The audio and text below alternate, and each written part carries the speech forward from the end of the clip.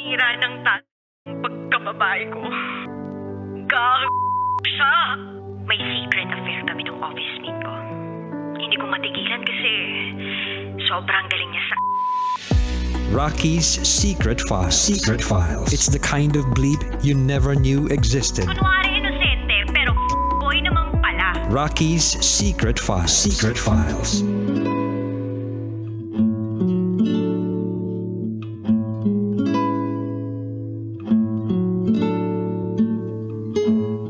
And we're back. Kasama niyo pa rin si DJ Rocky and this is Jenny's Secret File. Si Jenny na isang single mom, hindi pinanindigan ng kanyang kinakasama na si Bonbon. At itong Bonbon na ito, aba, imbes na talagang magsabi ng totoo, ay manloloko pala. Sabi mag-a-abroad na magtatrabaho, yun pala. Inuwi yung babae sa bahay. Kakaloka. So ngayon, di na nagsusustento yung Bonbon. Pero, etong si Jenny na secret file sender natin, napakalakas. Strong, independent woman, mother. Grabe, mother of all universe. Ganun. May ganun ba? Sa sobrang husay, itinaguyod niya ang kanyang mga anak. 3 mga anak. Siya mismo ang nagtrabaho, nagpaaral sa kanila. Ibang klase. Ibang klase. And nakakaloka pa yung binanggit na mensahe ni Jenny para kay Bonbon dun sa huling parte ng kanyang secret file na kung sakali man daw na nakikinig ngayon si Bonbon, hindi daw siya nagsisisi na naghiwalay sila at parang wini-wish niya pa rin tong si Bonbon na maging masaya siya sa buhay, ganun, na sana makahingi siya ng kapatawaran dun sa mga anak nila. Di ba? Parang, wow! Napakabuti mo naman, Jenny. Samantalang yung ibang babae dyan, diba? Ang ginagawa talaga, manigas ka.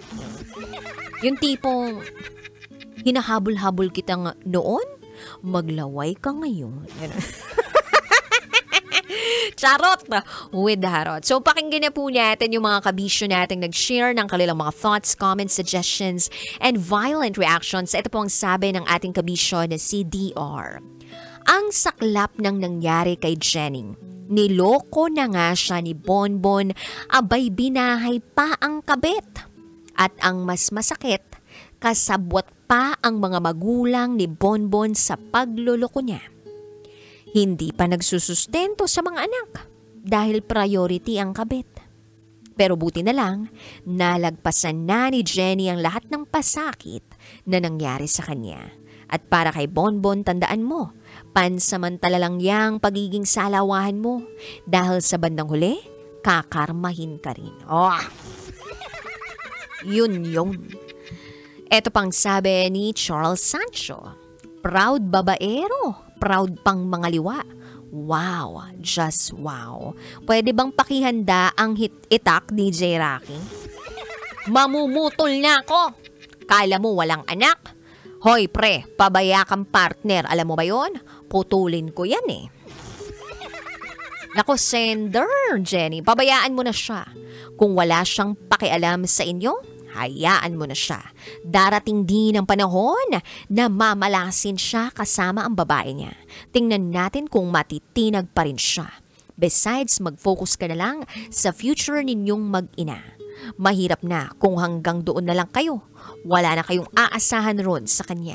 Basta yun na lang ang gawin mo.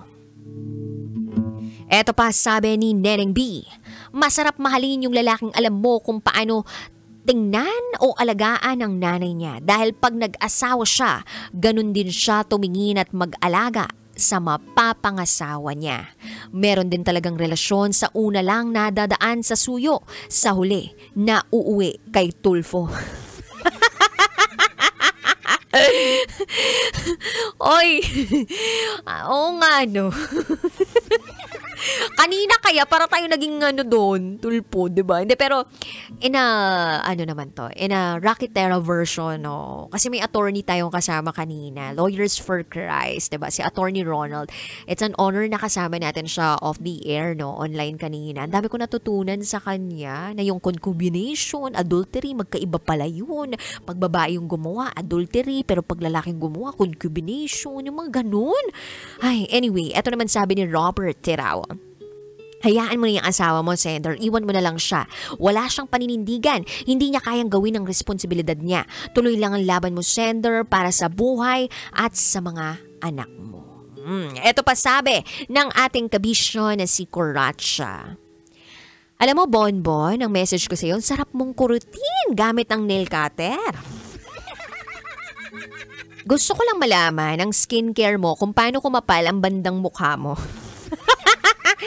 Kaya ang dami nagiging single mom dahil sa katulad mo, Bonbon, na pagkatapos mag-unli bembang, nagiging running man na. Sana masarap ang ulam niyo palagi at ng pamilya mo nagdahil sa pagluloko mo kay Jenny. DJ Rocky, hindi ako galit. Ay, sorry naman na.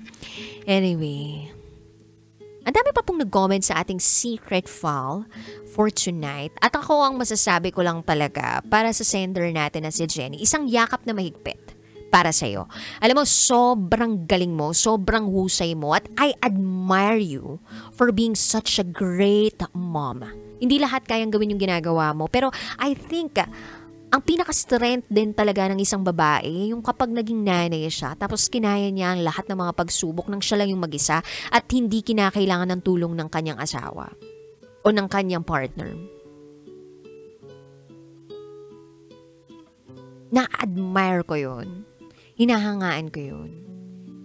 And at the same time, asar na asar ako sa mga lalaking hindi kayang manindigan. Uso naman ngayon yung co-parenting eh. Bakit hindi nyo gawin yung mga ganong klaseng co-parenting? Ang dami sa panahon ngayon, nakakapag-usap naman ng maayos. Kumbaga sa 10 hakbang mo papunta dun sa lalaki, sana yung lalaki naman magbigay ng 5 para magtagpo kayo sa gitna, diba? Hindi yung dun sa 10 hakbang, puro babae lang yung gumagawa. Kumbaga kapag alam mo na may anak ka, hindi lang 1, 2, 3 anak, hindi mapupwedeng manguna yung pagmamahal at malasakit sa'yo. Hindi yung pride mo na, ay, hiniwalayan din naman ako niyan eh. Ay, nasa ibang lugar na naman siya. Nasaan yung pake, malasakit, pagmamahal para sa mga anak? Hindi na para dun sa naging partner eh, kundi para sa mga anak. And ibang klase yung nagiging epekto ng paghihiwalay ng dalawang mga magulang dun sa bata. Imagine the effect nung paghihiwalay na yun dun sa mga bata. Ang bigat na nun, ang sakit na nun. Pero kung may co-parenting at nakikita nila kahit papano, hindi man kayo yung nagkatuluyan, at least kayo yung nagkatikiman. I mean, nagkatikiman ng pagmamahal. Hindi man kayo nagkatuluyan, at least kayo yung, alam mo yun, naging dahilan kung bakit nagkaroon kayo ng mga blessings sa buhay.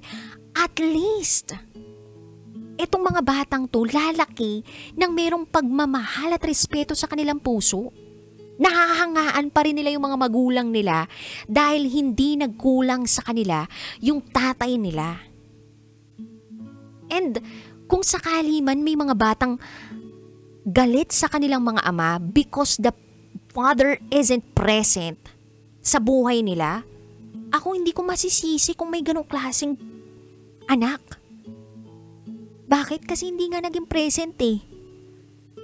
Kita nila yung struggles ng nanay.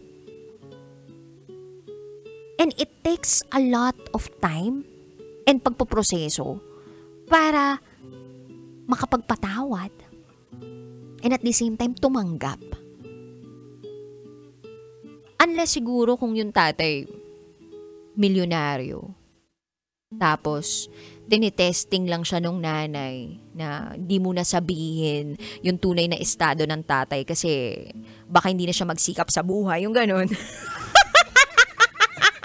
Kasi ako ganun eh. Nag-aantay lang ako sabihin ng mga magulang ko na, anak, yung totoo, mayaman talaga tayo, kaya wag ka na magtrabaho. Tinetesting ka lang namin kung ikaw yung deserve dun sa mamanahin mo. Yung ganun. Charot lang with darot. Pero yun lang naman, kabisyo. Sana yung mga magulang, instead of thinking about themselves, think about your children. Ibaba na lang yung pride. Because again, ang pride parang panty yan. Walang mangyayari kung hindi mo ibababa. So para may mangyari, kailangan mong ibaba yan. And dun sa pagbaba na yun, it's not about you being weak. It's about you being responsible. And it's a sign that you also respect the person that you loved before. And yung children that you love dapat. So yun lang naman. Maraming salamat po, kabisyo, sa pagtutok ninyo sa akin. Naway lagi kayong nasa mabuting kalagayan. At sana hindi na po dumami yung mga single moms out there. At sana hindi na rin dumami yung mga single dads out there. Sana hindi na rin po dumami yung mga hindi marunong magsustento. Ay, bakit naman kasi dumadami sila tapos hindi naman sila nanganganak, diba? Anyway. If you want to share secrets, share it to me, raketera@gmail.com. I gotta say, BRB as in bathroom break.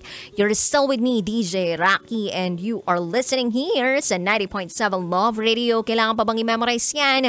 Basic. This is Jenny's Secret File.